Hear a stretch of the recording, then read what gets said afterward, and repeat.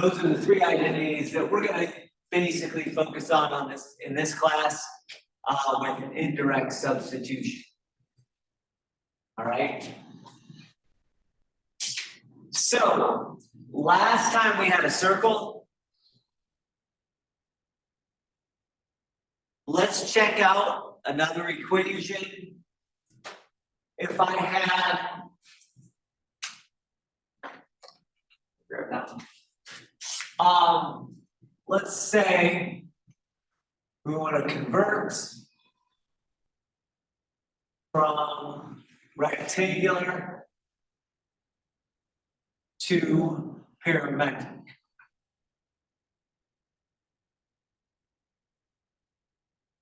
And I have x minus 3 squared over 25 plus y minus 4 squared over 81 is equal to 1. Now, by the way, this is the equation of an ellipse.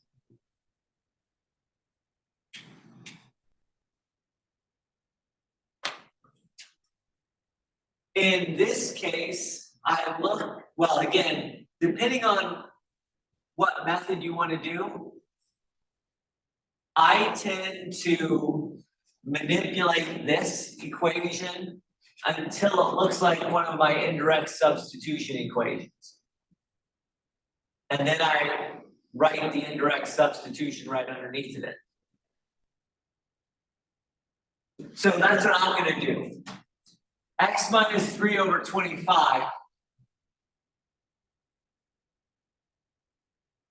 I'm going to write x minus 3 over 5 all being squared. Y minus 4 squared over 81. I'm going to write as y minus 4 over 9 quantity squared is equal to 1.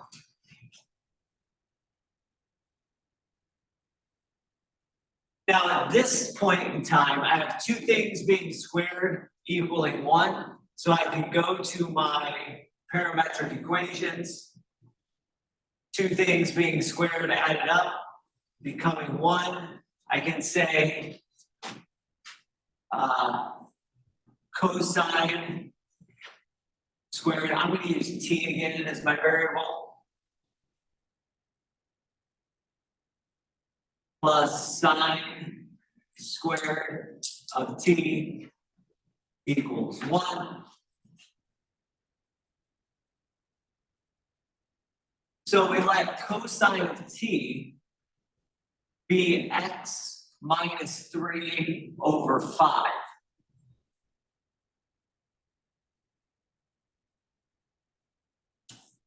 And we let sine of t be y minus 4 over 9.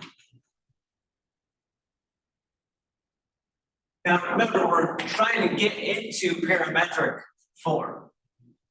So I need an equation for x, and I need an equation for y. To get the equation for x, I'm just going to solve this. Multiply both sides by 5.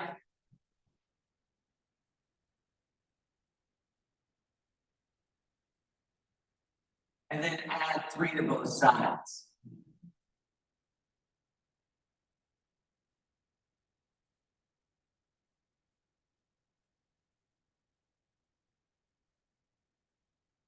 Similar over here, we're going to multiply both sides by 9.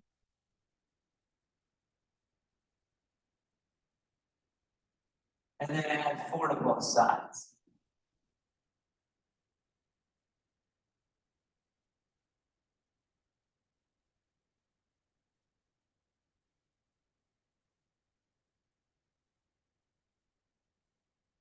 So the parametric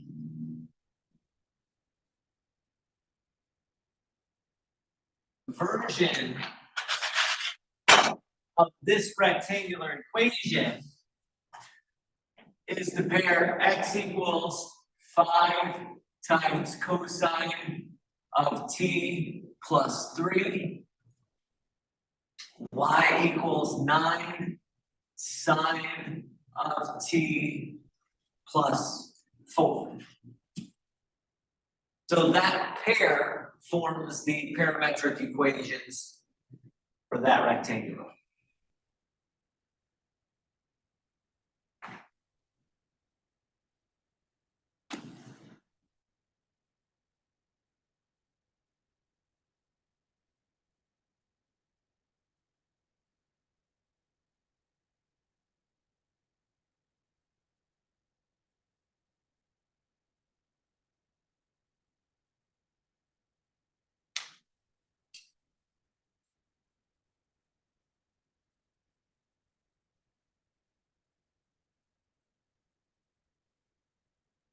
You can check this with your calculator by putting your calculator in parametric mode, get the x equals, y equals, all that good stuff too.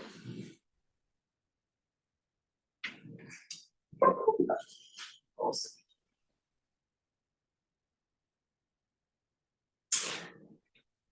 Now let's do one more of this type. And by the way, what this is an ellipse.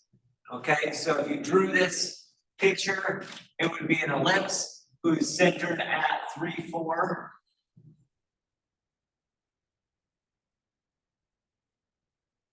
And from the center to the upper vertex would be a distance of 9. From the center to the left vertex or the right vertex, that would be a distance of 5. Okay, so change my name. There you go. So it would be an ellipse with those dimensions, right? 9, 5, and the center at 3, 4. Okay, so if you drew that, that's what it would look like.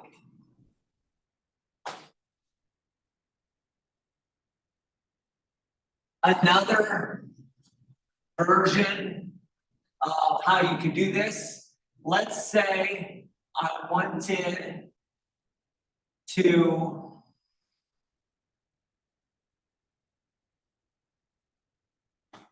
have a hyperbola.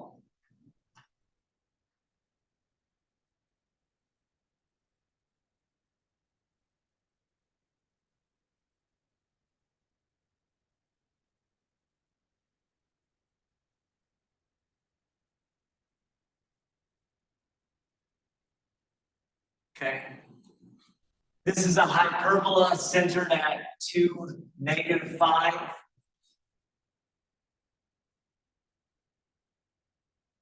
And if you look, or if you drew it, it would point left and right. It would be a hyperbola, which has like that shape.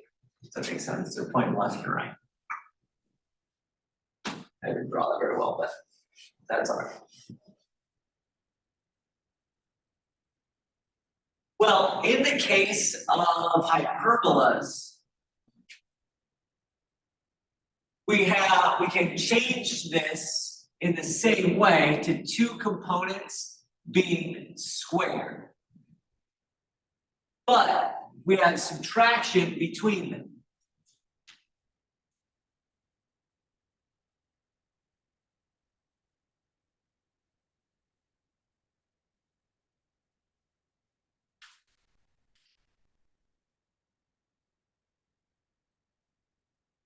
Now it turns out you can manipulate either of these 2 equations to have subtraction in it. Okay? Traditionally, people, for whatever reason, well, let me rephrase that. I'm acting like there's no reason. There is a reason, but it has to do with calculus stuff, and derivatives are nicer. You don't have to use negatives with tangent and secant. So for calculus reasons, a lot of times when people do the substitution here, they use secant and tangent. This secant tangent equation, rather than the cosecant cotangent equation. All right? And to manipulate that one to involve negatives, basically what you do is you just subtract tangent squared from both sides.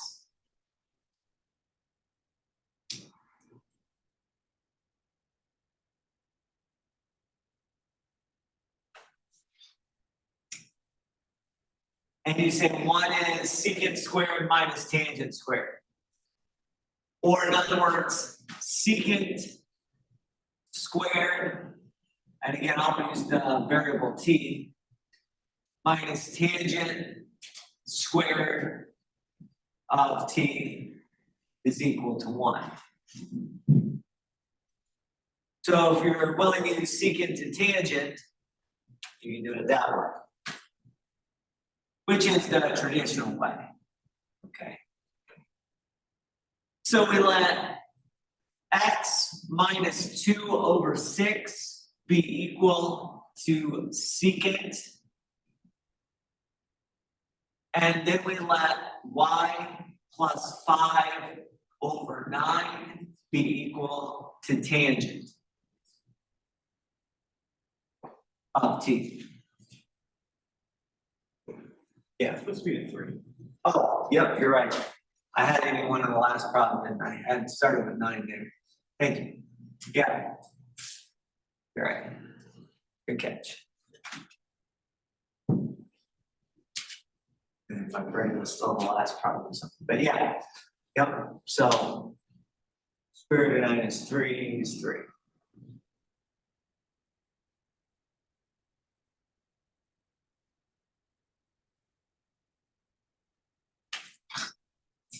To solve this one, multiply by 6.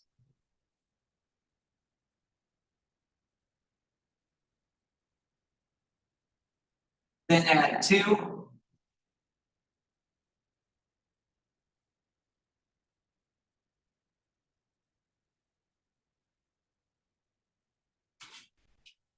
To solve this one, multiply by 3.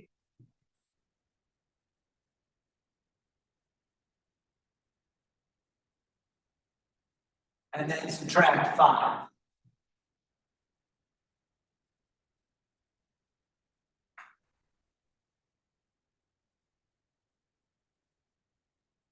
So the parametric set of equations is 6, or x equals 6 secant of t plus 2, and y is equal to 3 tangent of t minus 5.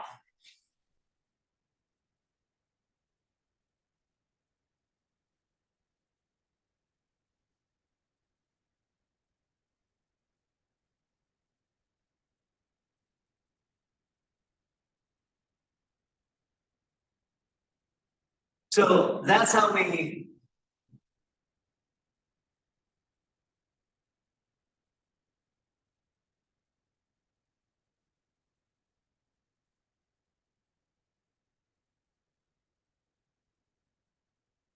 go from rectangular to parametric. And by the way, we do the exact same thing in reverse.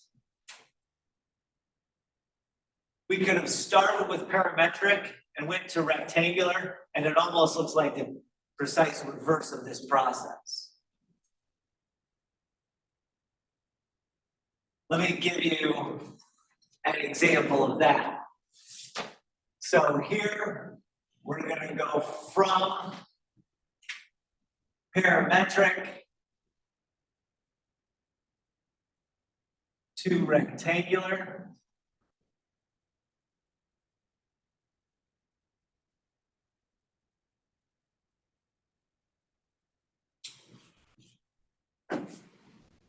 Let's say we have the set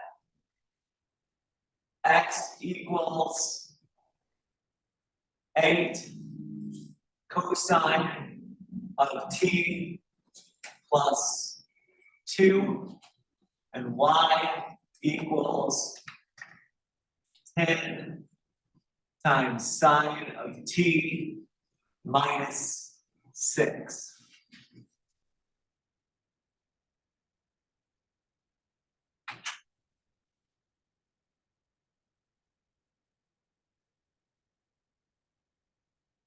I want you to go ahead and try that on your own. Try to make that from parametric to rectangular, and hopefully it's fairly obvious that you're going to use this identity, the Pythagorean identity. That's so.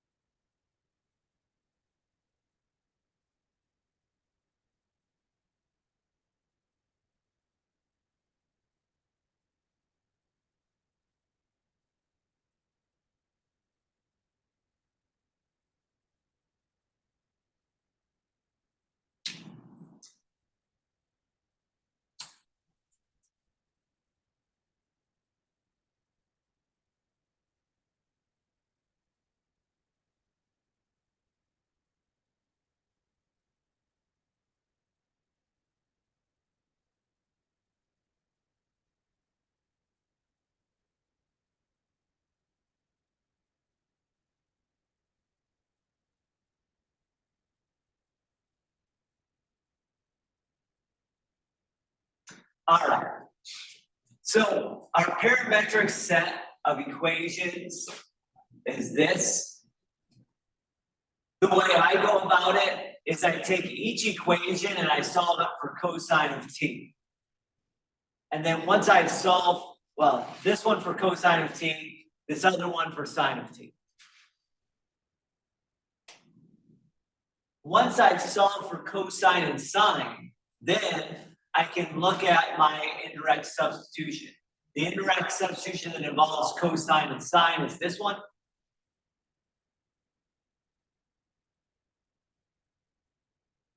And if I replace cosine with x minus 2 over 8,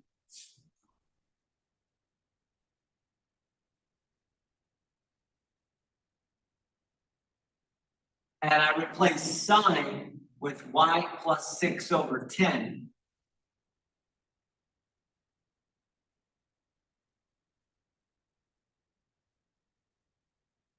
Then I get a rectangular equation.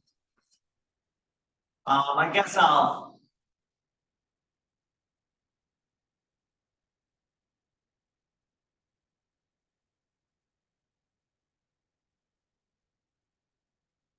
rewrite that. But x minus 2 squared divided by 8 squared plus y plus 6 squared over 10 squared is equal to 1.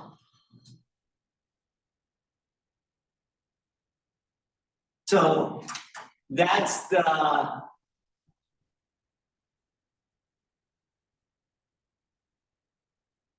way I convert from parametric to rectangular. It almost looks the exact reverse process. If you look step by step,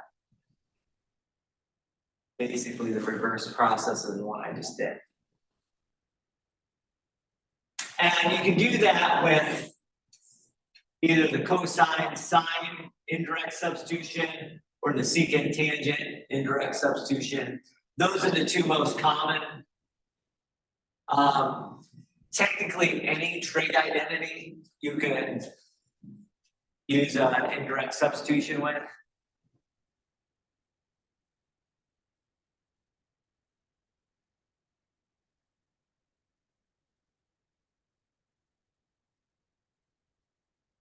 But most of the time most of the time in this class, it's with our Pythagorean identity. Any trig identity would work.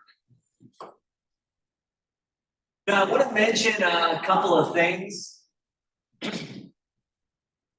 One is the graphing, and this will kind of lead us to the next part.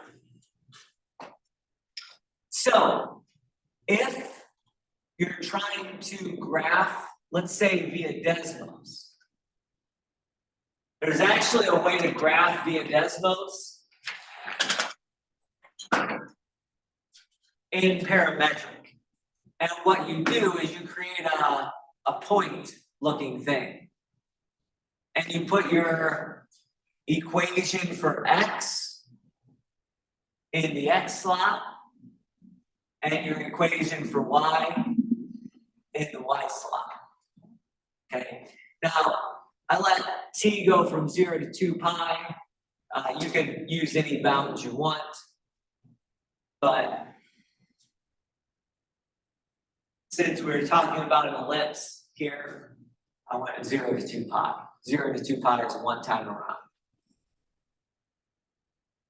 And you can see that if you look at the point 2, -6, that's the center of that ellipse.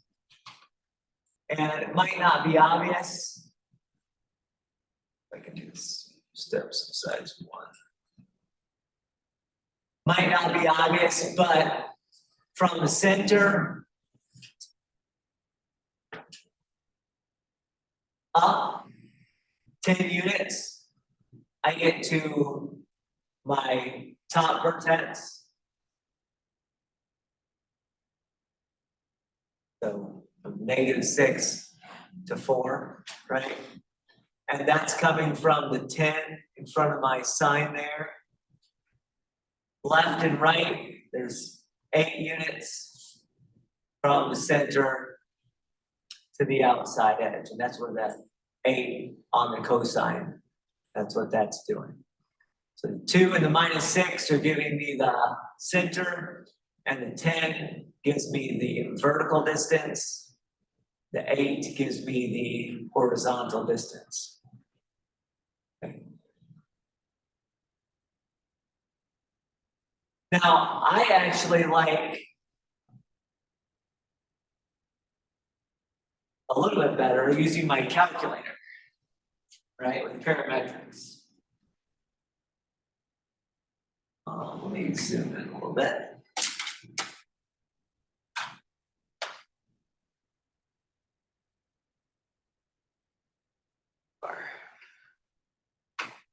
Okay. So the first thing is if you're dealing with parametrics, go into your mode and switch over to parametric mode.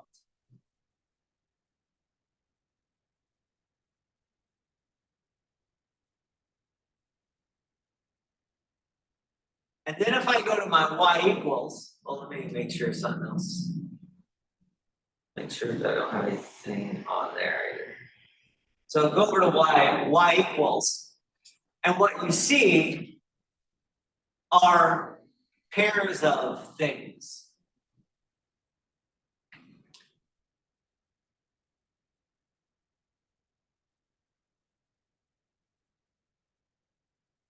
And that first, you have an x1t and a y1t. That's basically your first parametric equation with x and your first parametric equation with y. So if I'm graphing this, I say 8 times cosine of t. By the way, the t you want to use is the variable t, but plus 2. And then the y equals is 10 times sine of t minus 6. Graph it, might have to change the window a little bit, but you can see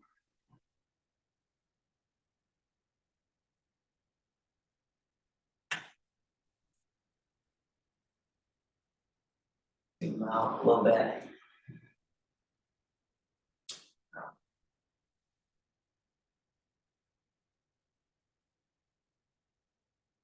Let's box it. I'll box.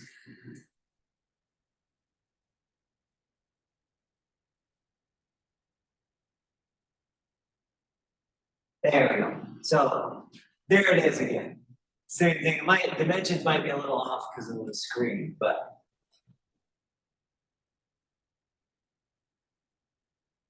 now I want you to do this. I want you to hit the trace button. Real quick. I want to do this.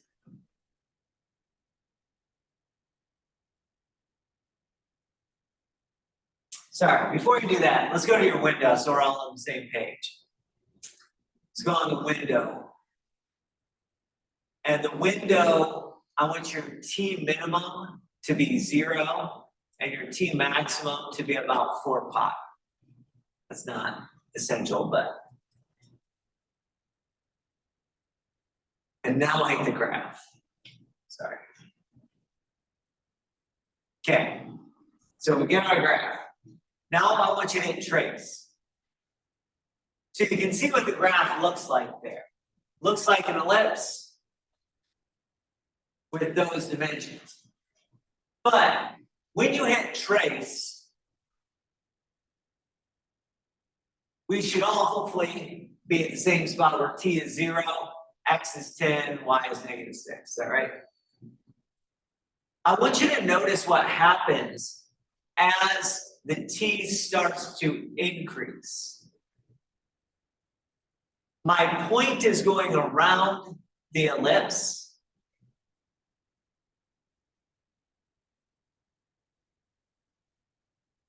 In a counterclockwise motion.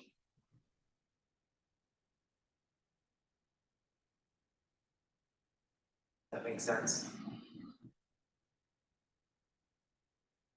And if I start going negative, it starts going clockwise.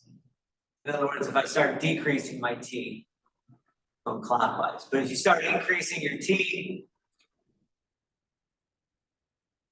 it's going around this ellipse. There.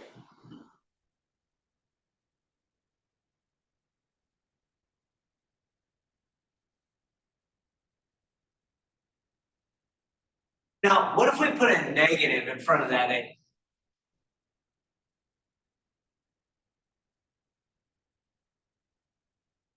If I put a negative in front of that 8, well, when I square things, x minus 2 over -8 quantity squared is going to be the exact same thing as x minus 2 over positive a quantity squared. So when you graph that, looks like the same ellipse, right? Throwing a negative in there. If I trace this, notice now at t of 0, instead of starting at the right-hand side, I'm starting at the left-hand side of the ellipse. And if I start increasing, as my t increases now, the point is going to go around the ellipse, but clockwise.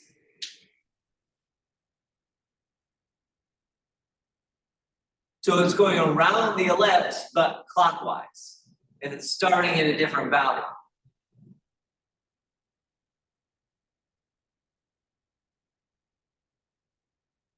If I were to change got a positive a and a negative 10 as my coefficients, well, we get the same ellipse. And as the t increases, oh, we're going clockwise again, right? When I throw a negative in front of the 10, put a positive in front of the 8. And you can guess what's going to happen when I throw a negative in front of both the 8 and the 10. I graph this. We start over here to the left. Oh, now we're going counterclockwise again as t increases. I point this out because a lot of times when we're going from rectangular to parametric, not so much parametric to rectangular, but rectangular to parametric, we usually think of it, our identity, as cosine squared plus sine squared equals 1. But you could have thought of it as negative quantity of cosine squared plus negative the quantity negative sine in quantity squared equal to 1, right? Could have been a negative inside of there if we wanted to. And what that does is it changes what we call the orientation. The orientation is how the point travels around the curve as t increases. So the orientation just means how does the point travel around the curve? Does it go from left to right? Does it go from right to left?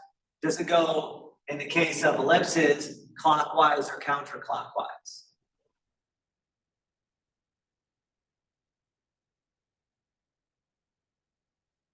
And if you're ever confronted with that, you don't have to guess, you can just graph it and trace and see what happens as t increases. So as t increases, does our point, go left to right, right to left? Does it travel clockwise or counterclockwise around the ellipse? And so on and so forth. Right, I'm saying right to left, left to right, because not always are you going to have ellipses, right? Not always are you going to have these circular objects. So that's the idea of orientation.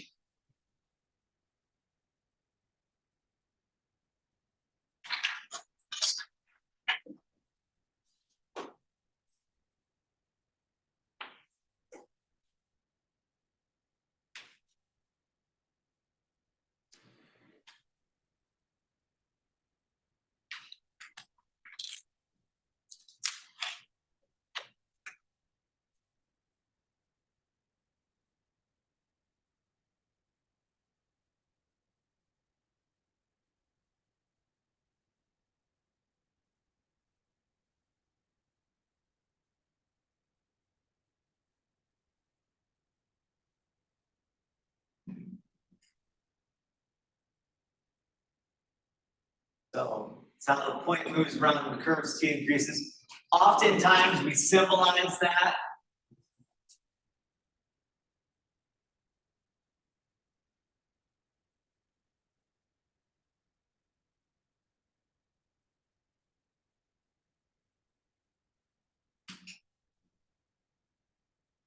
with arrows for direction.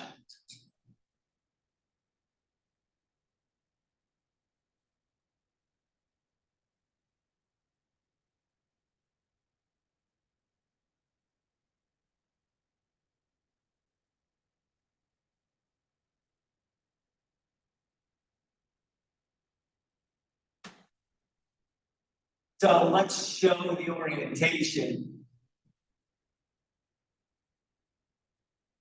And I'll just do a circle. So we're going to show the orientation of a circle, let's say radius 4, centered at the origin.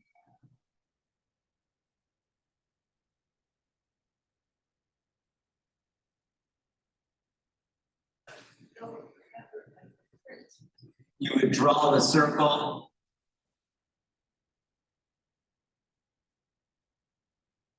And then you would figure out which way it goes around. And it turns out in this case,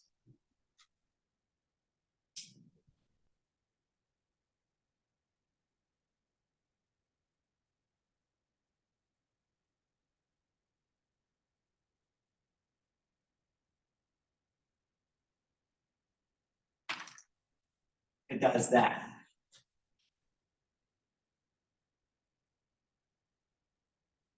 So obviously this is counterclockwise.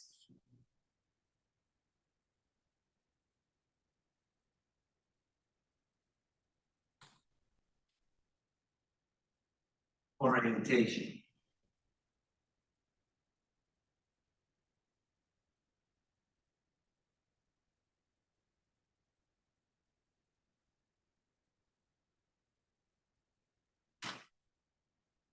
Let's change this up.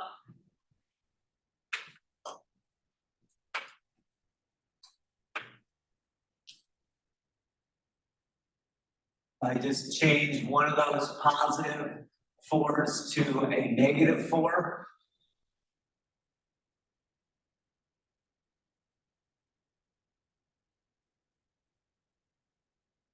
We get the same picture, but my point is moving around in the reverse direction of what it did before.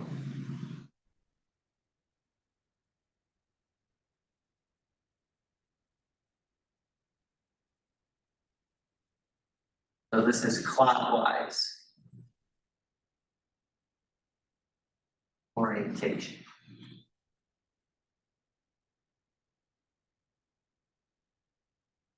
But it's the same picture, right? It's the same. If you graph this on Desmos or through your calculator, it would look the exact same, like the exact same graph.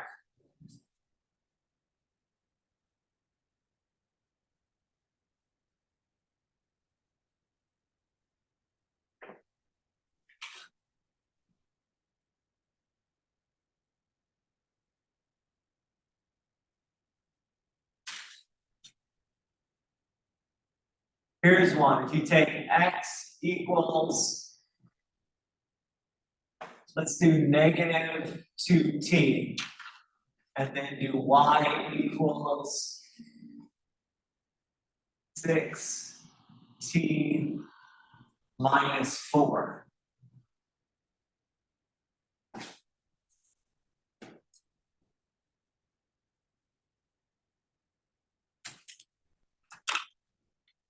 This will be a line, so we're going to graph a line.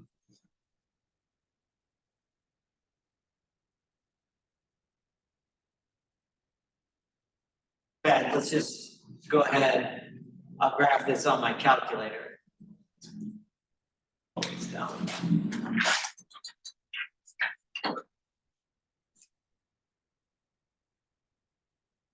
I said negative 2t.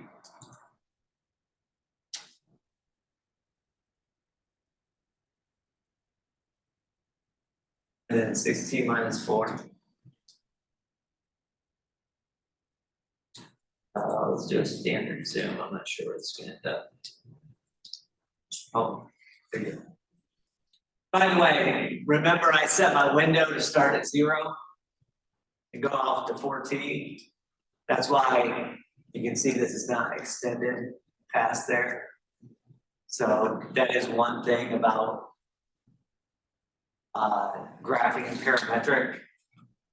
My window, the T value starts at 0. If I want to start it at -10 and go to like +10, that might be a better graphing technique in this case.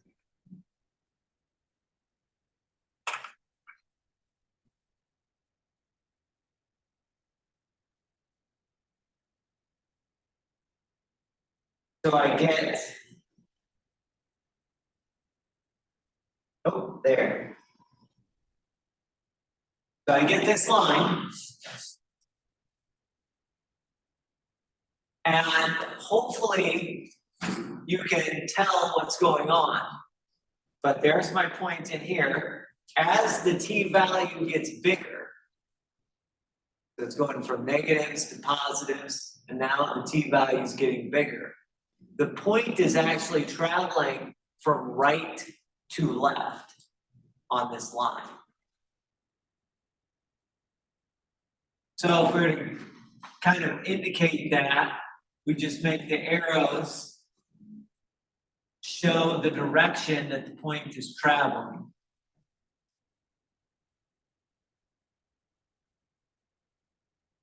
This is like right to left.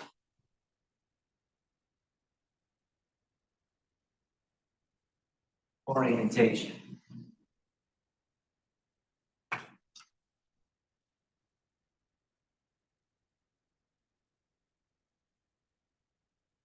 Does that make sense? So start from the right, move to the left. And by the way, changing a couple of positive, negative signs, we could also change the orientation from left to right if we like to as well. That makes sense.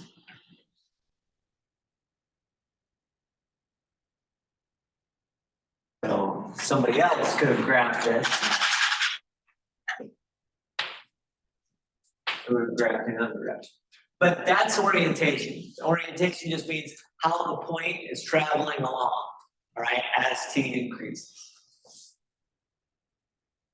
Now that's not a big deal for this class. Again, there's a lot of these techniques and a lot of these concepts aren't super valuable at this point in time. But it turns out that they're pretty important later. Okay. If you go into higher level mathematics, this is even orientation is probably not that big of a deal in the next couple of classes, but if you go into higher level mathematics, it's a fairly big deal. All right, any questions? All right.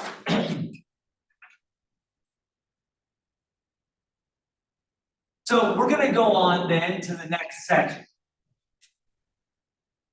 So we've done polar, we've done parametric.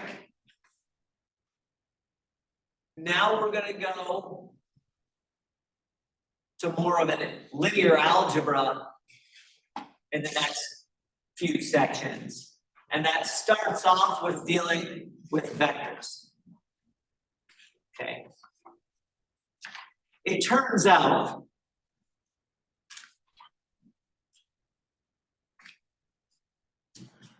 vectors are a really important part of computer programming and all that kind of stuff.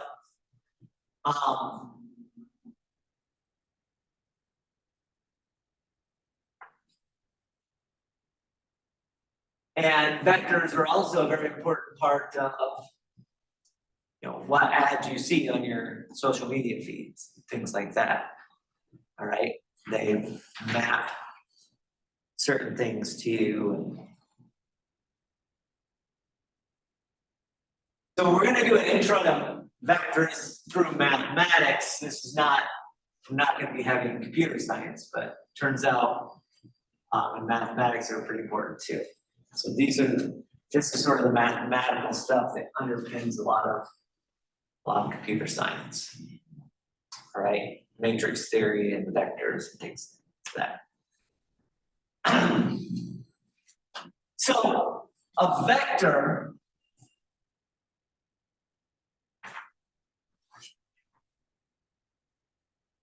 has magnitude and direction.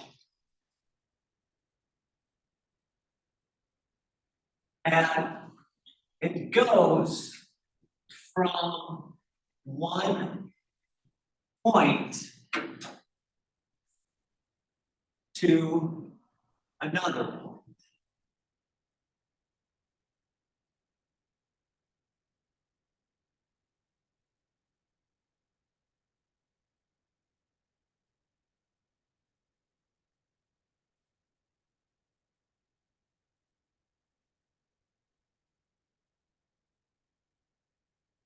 Now, we don't typically like to keep track of 2 points. So we could say, well, here's a vector from the point 1, 3 to the point 4, no, I'm sorry, to that, to the point 6, 5. All right. So let's take a vector from points 1, 3 to point 6, 5. Or from point A to point B.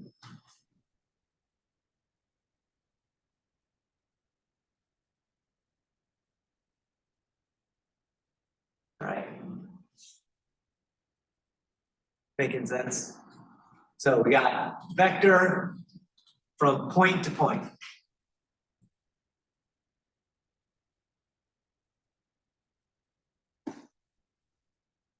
Now, instead of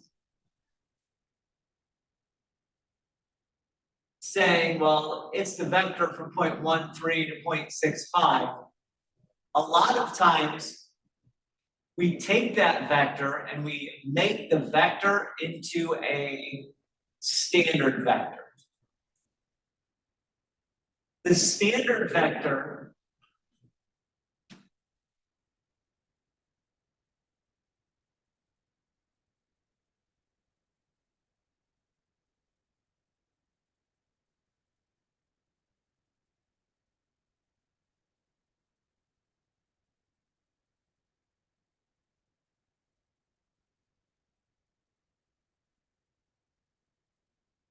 is an ordered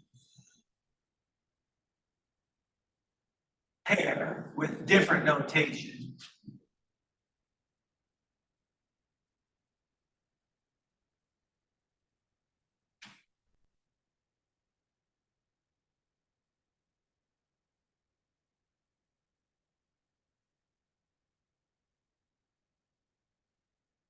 Which gives the magnitude and direction of the vector, but not the starting point.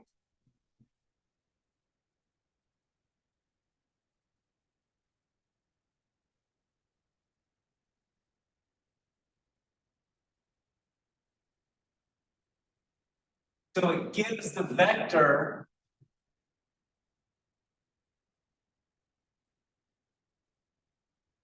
or I should say gives the vectors magnitude and direction